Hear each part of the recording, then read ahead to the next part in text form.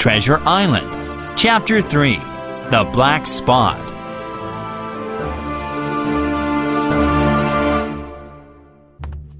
Later that day, I stopped at the captain's door with a cool drink. He seemed weak and excited at the same time. "Jim," he said, "I've been good to you, but now I'm low and alone. Bring me some rum, won't you, matey?" "The doctor—" I began. He cursed the doctor. "Doctors are all swabs, only fit to clean a ship," he said. "What does the doctor know?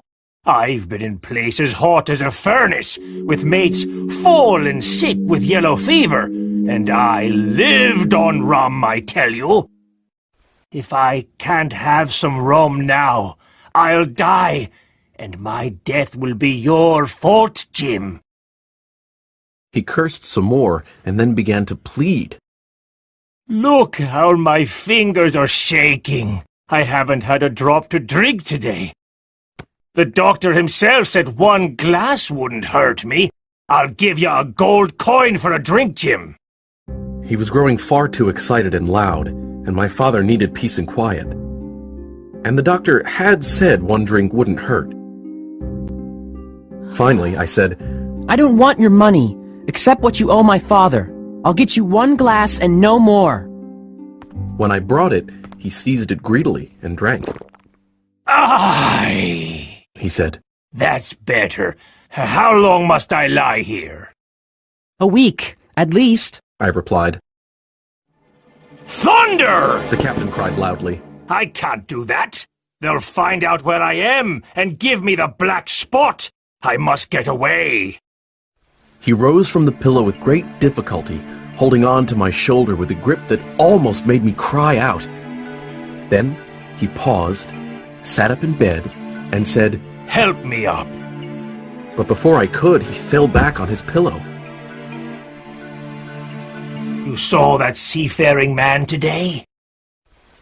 "Black Dog?" I asked. "Yes, Black Dog. He's bad, but there are worse men than him from old Flint's crew. They're after my sea chest boy, and if I can't get away—" The old man coughed. "Captain?" I said. "You get on a horse and ride to that doctor and tell him to have them all arrested. All of them! All that's left of old Flint's crew." The captain closed his eyes, but kept speaking. "I was Flint's first mate, and I'm the only one who knows the secret place. Flint told me when he was dying. But don't get the doctor unless Flint's old crew puts the black spot on me, or if you see Black Dog again, or a seafaring man with one leg, him above all." "But what's the black spot?" I asked. "It's a judgment, Jim. An evil summons to my own death." I gave him some medicine, and he fell into a deep sleep. As it happened, my father died quite suddenly that evening. Our grief, the visits from the neighbors, the funeral arrangements, and the work at the inn kept me too busy to worry about the captain for a few days. He came downstairs to eat his meals as usual, but he drank more rum than he had before. He seemed shut up in his own thoughts, never talking to me or any of the other guests. Then, one frosty afternoon, as I stood at the door, full of sad thoughts, I noticed a blind man outside. He tapped his way down the road using a long stick for a cane. He wore a green cloth over his eyes and a huge, tattered sea cloak with a hood that made him appear deformed. I never saw a more dreadful-looking figure.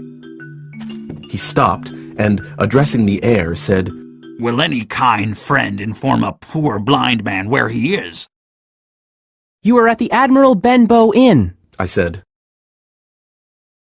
"I hear a young voice," he said.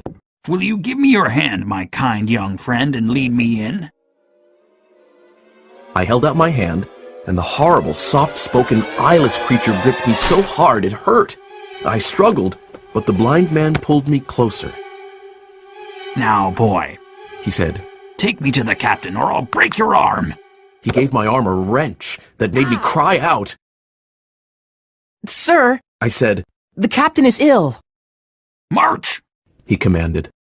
The blind man held me tight, and I never heard a voice more cruel, cold, and ugly. Lead me to him and say, a friend is here to see you, Bill, or else I'll do this. And he pinched me so hard I thought I'd faint. I walked over to the captain's table and said, Your friend is here, Bill. The poor captain raised his head from his arms on the table. The drunkenness went out of his eyes, and he stared at me, sober. He looked mortally sick. Time for business, The blind man said. Boy, take his wrist and bring it near to me. I took the captain's wrist, and he didn't resist. I brought his hand toward the blind man, and then saw something pass from the blind man's hand into the captain's palm. And now that's done. The blind man said. He let go of me, and with incredible nimbleness skipped out of the inn. He went out to the road, his stick tapping into the distance. The captain looked sharply into his palm. 10 o'clock. He cried. 6 hours. He sprang to his feet, but then staggered backward, putting his hand to his throat. Swaying for a moment, he then fell with a thud to the floor.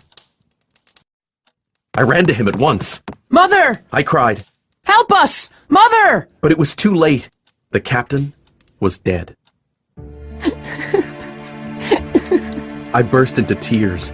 It was the second death I'd known, and the sorrow of the first was still fresh in my heart.